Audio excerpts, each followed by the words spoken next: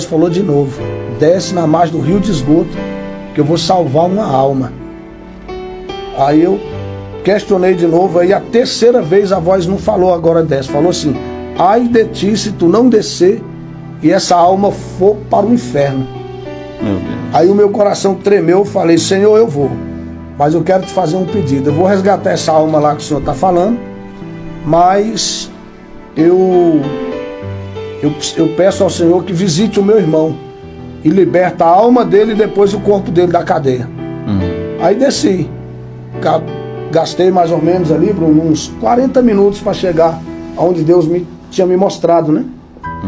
Quando eu vou chegando ainda meio assim, porque por mais que você tenha experiência, né, sempre você fica naquela: será que foi Deus mesmo? Será que eu tô voando aqui? Será que...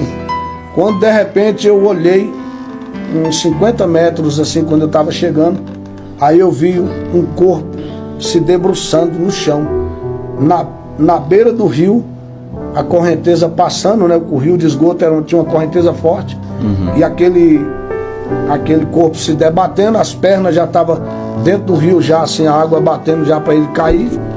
Aí eu desci correndo, tirei o terno, consegui chegar antes daquele rapaz cair no rio. Consegui, puxei ele estava babando, uma baba verde, vomitando e bebendo, e dando convulsão. E aí o que acontece? Eu tirei ele da situação que ele estava caindo dentro do rio, peguei meu paletó, tirei, limpei aquela baba que ele estava babando, vomitando e bebendo, e aí ele foi ficando roxo, aí foi quando ele foi e morreu ali na minha frente. Aí eu conheço um pouco de técnicas de segurança, porque eu fui cabo do exército, e eu fiz todos os procedimentos ali que eu conheço de primeiros socorros e tudo, e nada, e ele ficou duro igual uma pedra e gelado e morreu ali. Eu não sou médico para testar a cessação da atividade encefálica de ninguém, mas é fácil saber quando uma pessoa morre. E aí eu procurei pulso aqui no pescoço, e não tinha, virava ele para um lado, para o outro, e fiz pressão, fiz tudo que você imaginar que existe de primeiros socorros ali. Eu só não fiz respiração boca a boca, mas o resto ali eu fiz tudo.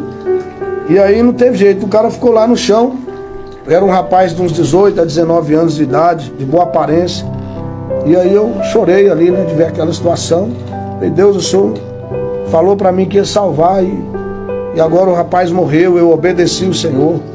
Por quê, Senhor? E fiquei sem entender, porque eu tinha obedecido a voz de Deus, né? Então eu falei: mas o Senhor me trouxe aqui, aí o rapaz morreu, aí volta e meia, não queria acreditar, virava o rapaz para um lado, para o outro, e aí andava, me coçava a cabeça, orava e nada, e falando com Deus: Senhor, como que eu vou falar para a mãe desse rapaz? Como que eu vou falar para o pai, para a polícia? O Senhor me trouxe aqui, eu obedeci, eu ouvi a sua voz lá em cima do monte, no mato, só eu e o Senhor aqui, não desce. Eu falei para o Senhor que ninguém desce aqui. O Senhor falou que era para mim vir, eu vim.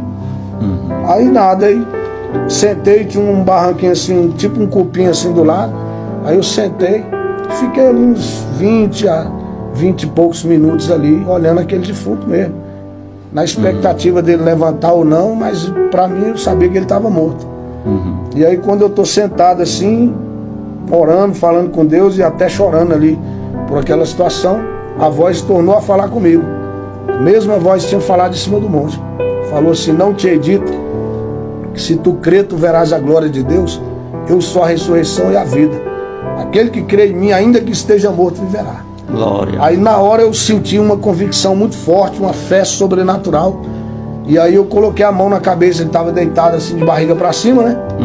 Aí eu coloquei a mão na cabeça dele assim e falei: espírito da morte, aonde a alma desse rapaz estiver, eu ordeno em nome do Senhor Jesus Cristo que ela retorne para o corpo agora. Quando eu disse assim, ele vomitou. Quando ele vomitou, ele já vomitou pulando. Caiu de joelho, né? O cabelão dele era grandão, veio para frente assim, ele botou as mãos para trás, e aí já caiu manifestado um demônio. E aí o espírito maligno, né, manifestou nele, falou assim: eu sou o espírito da morte, o Exu da morte, parece, não lembro direito. Sou eu que mato na faca, na bala, foi falando, né?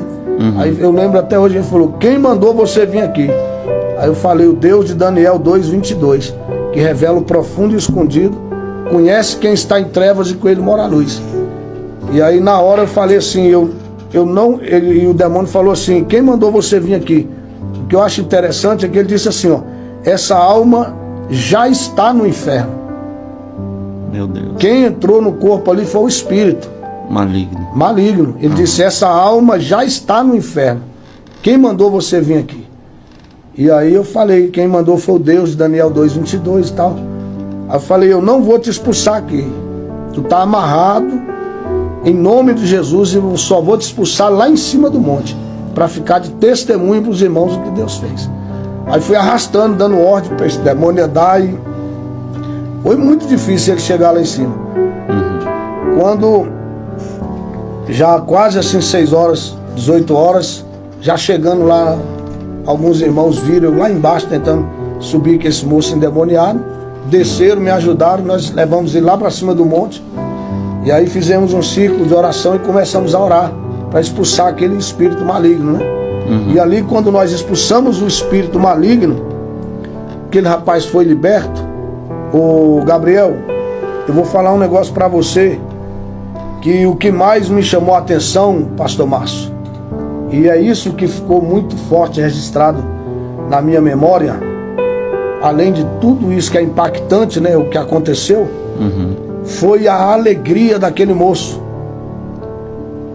Irmão, você já viu uma torcida de futebol quando o time é campeão da Libertadores ou do Campeonato Brasileiro, ou alguém que ganhou na Mega Sena, ou pensa juntando tudo isso de felicidade, colocando só dentro de uma pessoa. Eu nunca vi um ser humano esboçar uma reação de felicidade maior do que a que esse rapaz esboçou. Eu já vi, já participei de torcida, final de Copa do Mundo, a alegria, eu sei o que é euforia.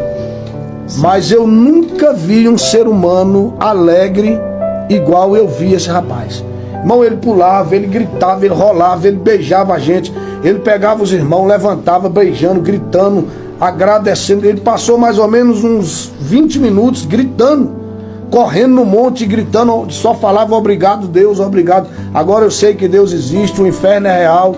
E gritava, e obrigado, obrigado, obrigado. E quando ele foi se acalmando, foi depois de uns 20 minutos que eu consegui chegar perto dele, ele me beijando, me abraçando e dizendo obrigado, obrigado, obrigado. E quando ele se acalmou, se tremendo todinho, foi que eu cheguei perto dele e falei, filho, me conta o que aconteceu, por que essa alegria toda? Aí ele foi contando, eu era ateu, roqueiro, não acreditava em Deus, em nada, odiava os crentes e sempre usava droga lá embaixo, porque não vai ninguém lá. E eu gostava muito de cheirar cocaína, usar droga lá embaixo. E hoje eu estava usando droga, e quando eu estava sentado lá na beira do rio, usando drogas, foi quando a minha boca começou a adormecer, minha língua começou a enrolar, e eu comecei a passar mal e eu caí. E eu gritando, e não tinha para quem pedir socorro, porque estava sozinho no meio daquela mata. E quando eu caí no chão, eu vi quando um buraco abriu. E subiu uns monstros daquele buraco. E tirou a minha alma, levou naquele buraco e o meu corpo ficou. Meu Deus. Aí foi quando eu desci num lugar, ele fala, né?